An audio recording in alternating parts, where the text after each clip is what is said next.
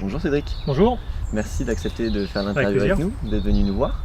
Est-ce que pour commencer tu pourrais te présenter et nous dire un petit peu où tu travailles, sur quoi tu travailles?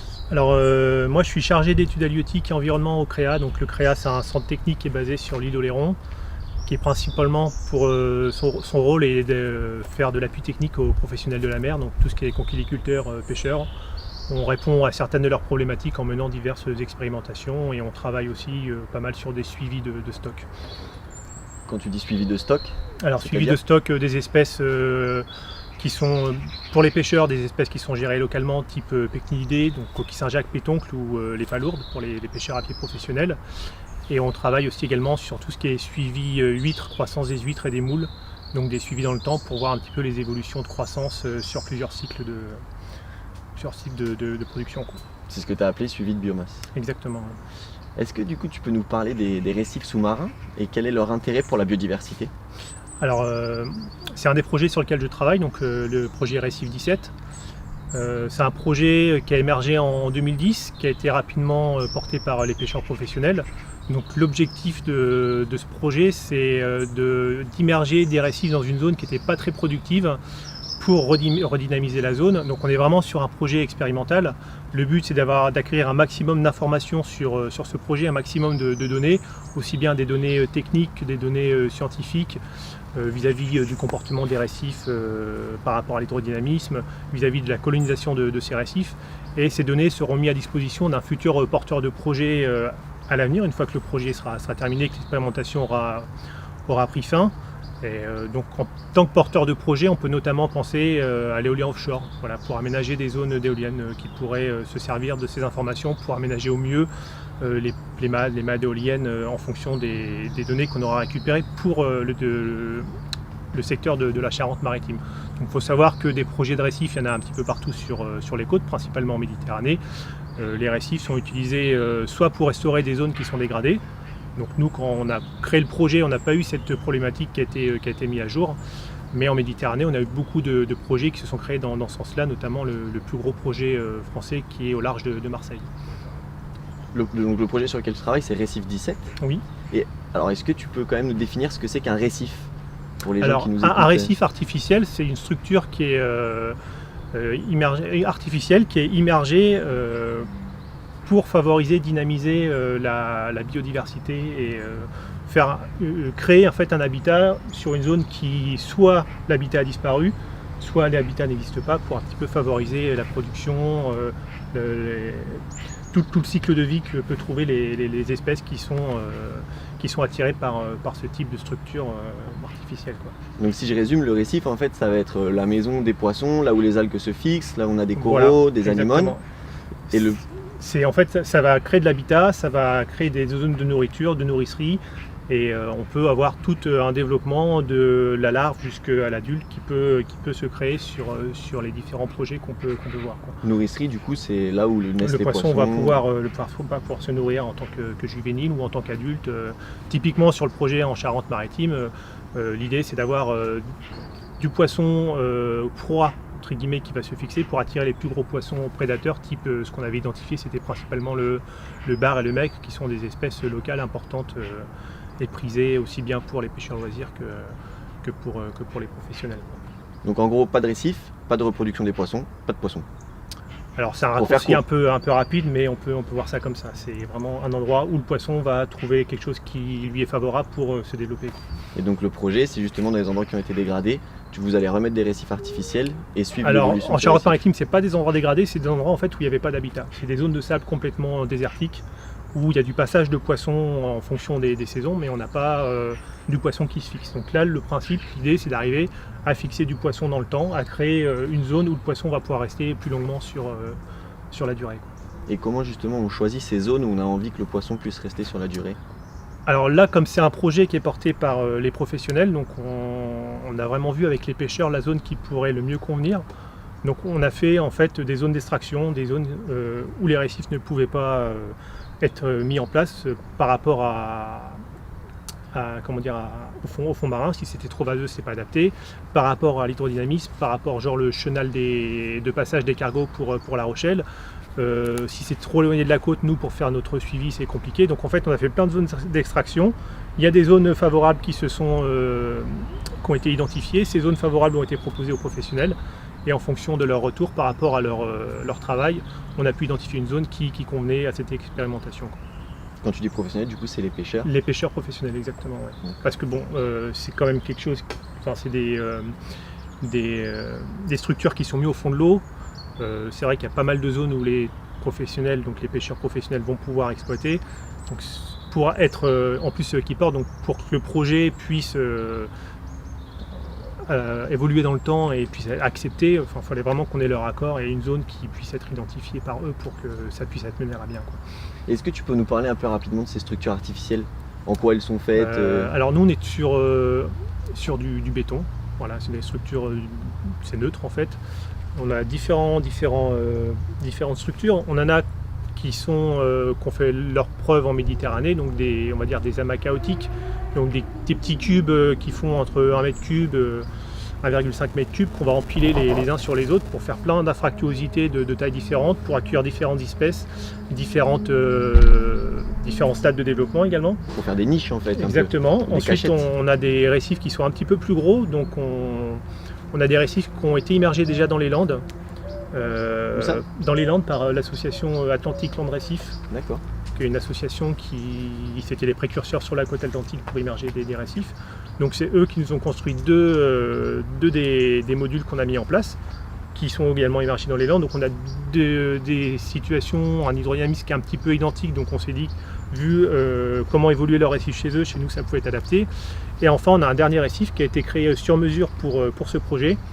Donc on a appelé ça un récif collaboratif qui a vu le jour en fait pour favoriser, qui était vraiment spécifique pour le bar en fait. Donc on a rencontré plein d'experts du bar pour définir comment le bar évolue en Charente-Maritime et on a essayé de construire un habitat artificiel qui se rapprochait de l'habitat naturel de ce poisson.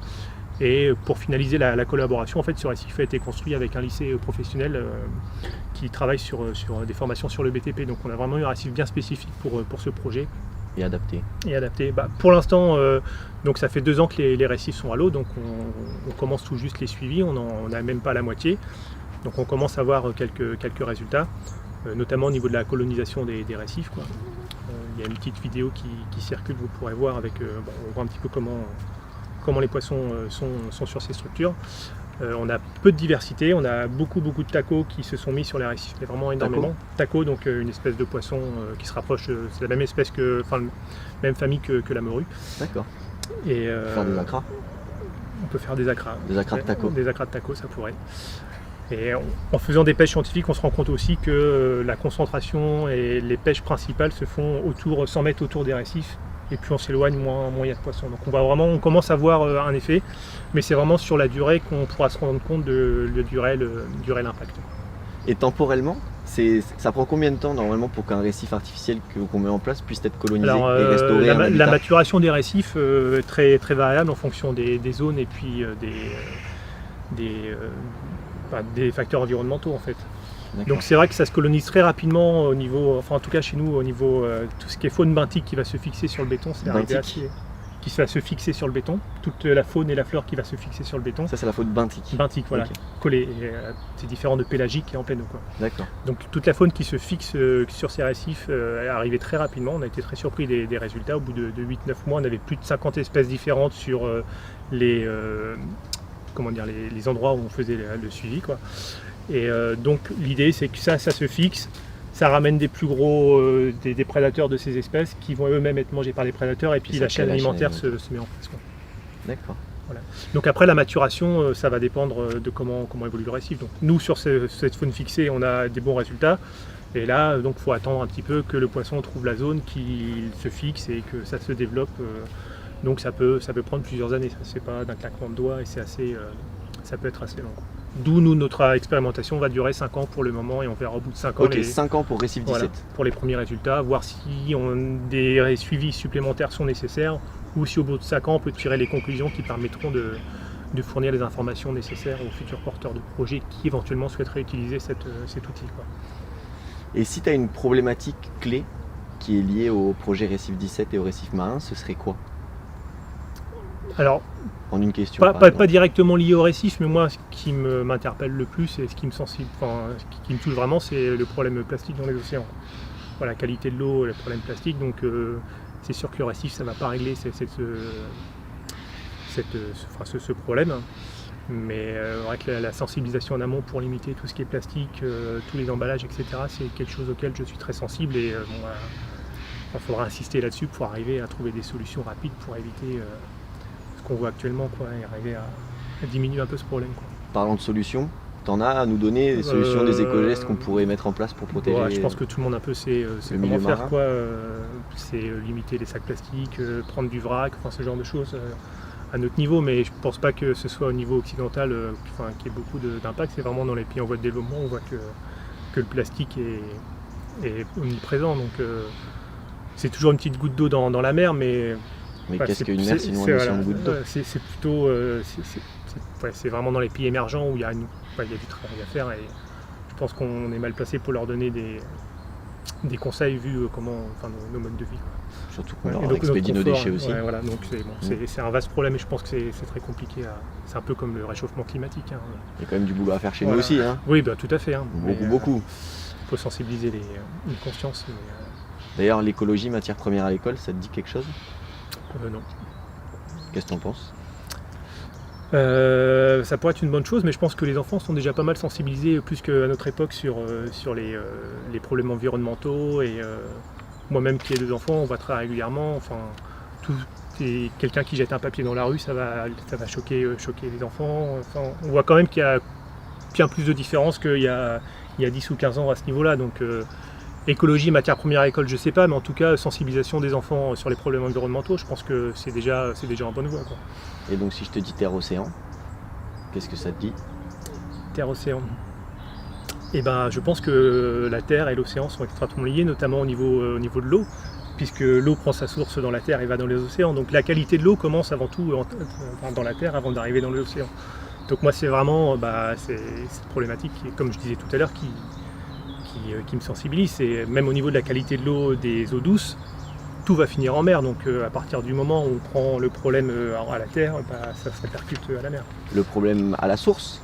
À la source non, mais tout ce qui va se dérouler sur les continents va influencer à la mer. Donc même les personnes qui ne sont pas en bord de mer, que ce soit comme les déchets plastiques ou autres, ou même la qualité de l'eau. On peut parler de la qualité de l'eau par rapport aux pesticides et puis aux champs qui bordent pas mal de fleuves. Voilà.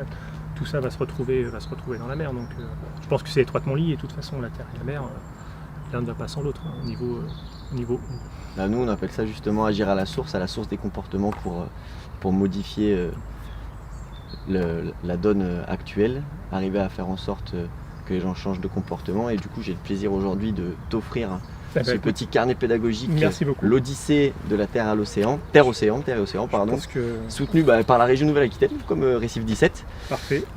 Pour justement éduquer les gens, le plus grand nombre, le grand public, les scolaires, à la protection de l'environnement. Je vais le soumettre à mes enfants, je vais voir ce qu'ils en pensent. Vas-y, on l'a fait sous forme de BD, comme ça tu peux le mettre dans les toilettes ou alors dans leur chambre, ils le feuillettent. Je pense qu'en plus ça c'est une aventure. Bien, donc c'est parfait, merci beaucoup. Je t'en prie. Merci beaucoup du coup avec pour le temps que tu nous as accordé. Beau projet. Moi j'ai juste une question, je peux? Je t'en prie, je t'écoute. Oui. Viens, approche-toi.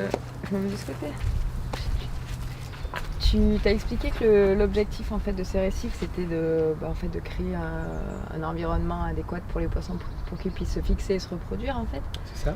Moi juste la petite question que je me pose c'est avant ça quel est l'objectif, qu'est-ce qui a provoqué cette volonté ou pourquoi recréer ça en fait? Est-ce qu'il y a un objectif ou un plus profond en fait? Est-ce que c'est parce qu'il y a une diminution justement des poissons dans ces endroits-là? Est-ce que c'est pour pallier à d'autres problèmes? Est-ce que c'est tu vois ce que je veux dire? Oui, tout à fait. Alors en fait, initialement le projet, on a été sollicité par le département qui souhaitait un petit peu fédérer l'ensemble des acteurs autour d'un projet commun, aussi bien les pêcheurs, loisirs que professionnels, que les scientifiques, administratifs.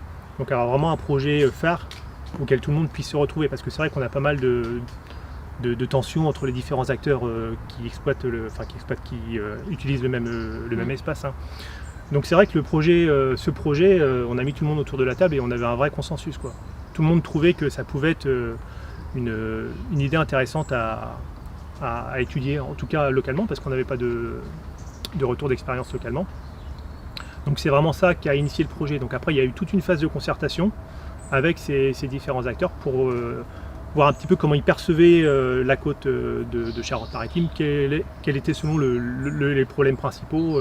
Donc il y avait toute une batterie de questions et on a pu un petit peu configurer le projet en fonction de ce retour. Donc c'est vrai qu'en fonction de l'interlocuteur, typiquement le pêcheur loisir, il va dire que c'est le pêcheur professionnel qui pêcheront et c'est pour ça qu'il n'y a plus de poissons. Le pêcheur professionnel constate que sur certaines espèces, c'est vrai que ces dernières années, il y a des diminutions. Donc voilà, l'idée c'était d'arriver à créer ce projet pour arriver un petit peu à redynamiser un secteur. Alors après on peut avoir l'éternel débat de dire mais pourquoi mettre des habitats qui sont artificiels et durs sur des zones de sable qui naturellement ne sont pas qui sont pas prévues pour attirer ce genre de poissons. Mais c'est vrai que ça peut être dans des prolongements. Là on est dans un prolongement de banches, donc les roches qu'on trouve localement, et dans ce prolongement de banches un petit peu plus loin, donc on va voir ces récifs. Donc ça peut faire aussi des corridors qui permettent aux poissons de se développer un peu ailleurs, quoi. Exactement. D'accord. Voilà. J'avais une petite question, est-ce que ça s'accompagne aussi d'une réflexion sur une pêche responsable? C'est-à-dire que si on reconstitue, on fixe les poissons comme tu nous le disais, est-ce que la concertation avec les pêcheurs se déroule aussi dans l'étape d'après, c'est-à-dire la pêche? Alors il faut savoir que oui, ce projet de toute façon rentre dans ce cadre de pêche durable et responsable. Donc à terme, si des pêcheurs souhaitent porter des projets de récifs artificiels, pourquoi pas, s'il y a des zones qui s'y prêtent et que les financements suivent, on peut tout à fait imaginer des zones. De toute façon, typiquement, par exemple, c'est ce qui se passe au Japon. Ils ont équipé pas mal d'endroits sur la côte avec énormément de récifs qui sont beaucoup plus divers que chez nous. Et ces récifs sont gérés par des pêcheurs. C'est les pêcheurs qui choisissent quel type de récif ils vont mettre, pour quelle espèce. Et ils vont exploiter leur zone et gérer leur zone avec ces récifs autour de ces récifs. Donc ça peut créer des fois des zones, on va mettre des récifs pour favoriser la reproduction. Donc c'est des zones qui vont être en réserve, enfin les pêcheurs ne pourront pas aller dessus. Une fois que le poisson se reproduit, les poissons vont aller explorer les alentours et c'est autour de ces zones de réserve que les pêcheurs vont pouvoir exploiter le poisson. Donc il y a une vraie volonté en tout cas des pêcheurs professionnels d'aller dans ce type de... Alors pas dans ce type forcément d'outils parce que c'est pas la solution miracle, hein, ça rentre dans des problématiques de gestion avec plusieurs facteurs, mais il y a une vraie volonté de pêche durable et responsable. Ils savent pertinemment que de toute façon, s'ils veulent pêcher dans le temps et sur la durée, il va falloir prendre des mesures qui permettent de le faire. Donc le récif peut être un des outils qui permet d'arriver à ce résultat. Parfait. Merci beaucoup. De rien. Merci de l'invitation.